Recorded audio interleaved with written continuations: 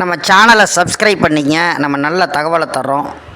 ரிஷப ராசிக்காரர்கள் இந்த 5ஆம் தேதி, இந்த மாதம் 5ஆம் தேதி 5வது மாதம் 2024லேருந்து 15ஆம் தேதி 5வது மாதம் 2015 வரையும் நிறைய செலவு பண்ணுற விஷயங்களை இயக்குவார். செலவை நீங்கள் கொஞ்சம் குறைச்சிக்கணும். ஏன்னா உங்களுடைய ராசி அதிபதியே உங்களுக்கு 12ஆம் இடத்துல இருக்கிறார். உங்களுக்கு 2ஆம் அதிபதியோடு தான் இருப்பார். இந்த நேரத்தில் புதனோட தான் இருப்பார். அப்போ புதனோட இருக்கும்போது நிறைய செலவுகள் வந்துக்கிட்டு இருக்கும். சில பேருக்கு குருவை உங்களுடைய ராசி குரு பார்க்குறாருன்னு வைங்களேன். சிலருக்கு நிறைய வருமானங்களை கொடுத்து நிறைய காசு பணம்லாம் கொடுப்பாரு.